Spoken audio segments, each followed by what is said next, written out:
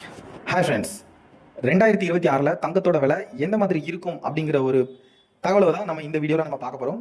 So 2025 வந்து தங்கத்துக்கு வந்து பயங்கரமான ஒரு ஏறுமுகம் அப்படி தான் நம்ம சொல்லணும். ஏன்னா 2024 இருந்ததை விட 2025 தங்கத்தோட விலை வந்து பல மடங்கு ஏறி இருக்கு.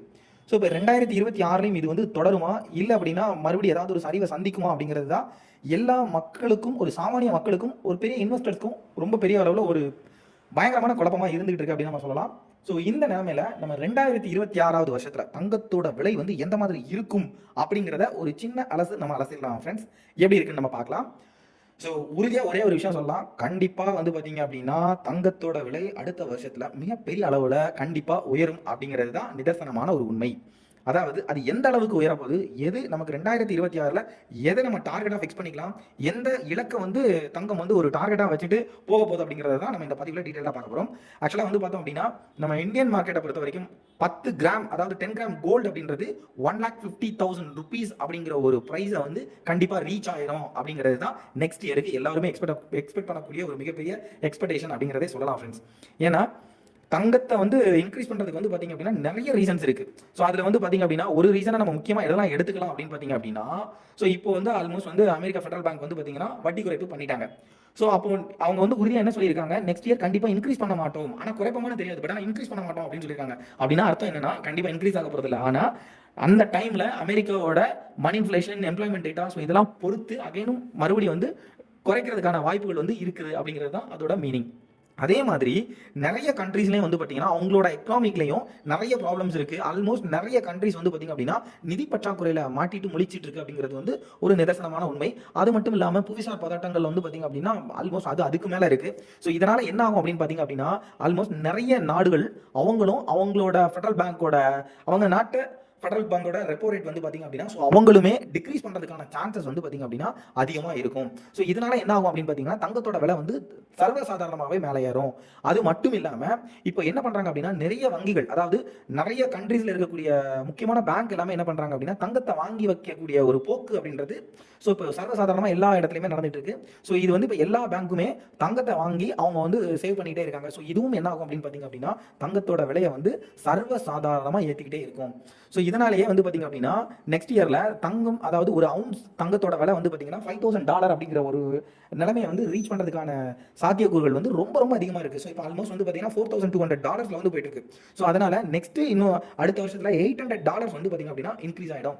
ஸோ 2026 $5,000 வந்து கண்டிப்பாக ரீச் ஆகிடும் அப்படிங்கிறத என்னோட எக்ஸ்பெக்டேஷனாக இருக்குது. அதாவது அது இந்தியன் கரன்சியில் வந்து பார்த்தீங்கன்னா 10 கிராம் கோல்டு அப்படின்றது $1,50,000 இருக்கக்கூடிய ஒரு நிலைமைக்கு வந்து வரும். ஸோ அமெரிக்கன் ஃபெடரல் பேங்க் மட்டுமே இந்த வருஷத்தில் 3 டைம் வந்து பார்த்தீங்க அப்படின்னா வட்டியை குறைச்சிருக்காங்க. ஸோ இது ஒரு முக்கியமான ஒரு விஷயமா வந்து பார்த்துட்டே இருக்கும்.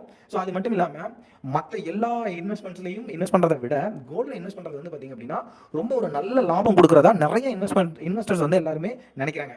ஸோ அதனாலே வந்து பார்த்தீங்க அப்படின்னா பயங்கரமாக வந்து இன்னும் வந்து ஏறலாம். ஸோ அது போக அமெரிக்கா ஃபெடரல் பேங்க் வந்து எப்படி பவர் ரேட்டை வந்து குறைச்சாங்களோ ஸோ அதே மாதிரி அவங்கள ஃபாலோ பண்ணி இன்னும் எத்தனை கண்ட்ரி வந்து பார்த்தீங்க அப்படின்னா அகைன் வந்து ரேட் கட் வந்து பண்ண போகிறாங்க அப்படிங்கிறது தெரியவே தெரியாது. ஆனால் அது வந்து தொடரலாம். ஸோ இப்போ இவங்க வந்து அமெரிக்கா ஃபெடரல் பேங்க் வந்து தொடர்ச்சியாக இந்த வருஷத்திலே கண்டினியூவாக இன்க்ரீஸ் பண்ணாமல் டிக்ரீஸ் தான் பண்ணியிருக்காங்க 3 டைமும். ஸோ இது வந்து பார்த்தீங்க அப்படின்னா நிறைய நாடுகள் அவங்களோட ரெப்போ ரேட்டை வந்து பார்த்தீங்க அப்படின்னா டிக்ரீஸ் பண்ணுறதுக்கு இது ஒரு மிகப்பெரிய அச்சாரமாக பார்க்கப்படுது.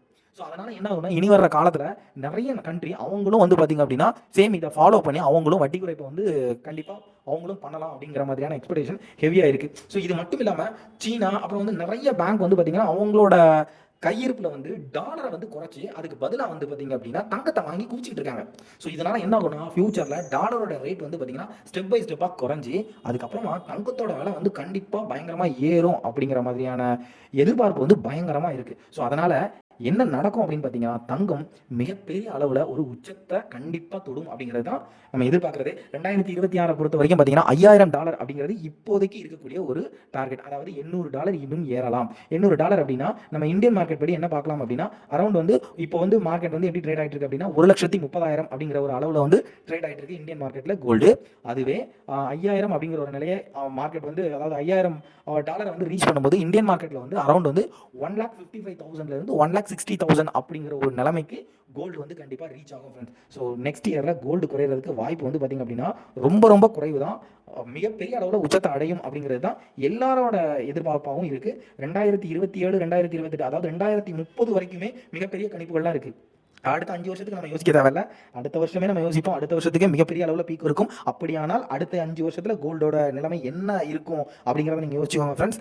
ஒரு வருஷம், அதாவது இந்த வருஷத்துல ஒரு சிறப்பா ஒரு விஷயம் அப்படின்னா என்ன பார்க்கலாம் அப்படின்னா, ஆக்சுவலா வந்து ஒரு காலத்துல கோல்டு மிகப்பெரிய ஒரு ரெக்கார்டை பிரேக் பண்றது அப்படின்றது ரொம்ப ஒரு ரேரா நடக்கக்கூடியது. ஆனா இந்த 2025ல மட்டும் நம்ம கோல்டு வந்து 58 டைம்ஸ், அதாவது 58 முறை வந்து பாத்தீங்க அப்படின்னா ரெக்கார்ட் பிரேக் பண்ணிருக்காங்க ஃப்ரெண்ட்ஸ். ஒரு ரெக்கார்டை பிரேக் பண்றானா அகைன் ரெக்கார்ட். ஸோ இந்த டைம் ஒரு ரெக்கார்டு பிரேக் ஆச்சு அப்படின்னா 59வது முறையா ஒரு ரெக்கார்டை பிரேக் பண்ணும் அப்படின்னு நம்ம எதிர்பார்த்துட்டு இருக்கோம். ஸோ ஆல்மோஸ்ட் இப்பவே மிகப்பெரிய அளவுல வர்றதுக்கான வாய்ப்புகள் இருக்கு. ஸோ அதனால 2026ல தங்கம் மிகப்பெரிய உச்சத்தை கண்டிப்பா அடையும் நண்பர்களே.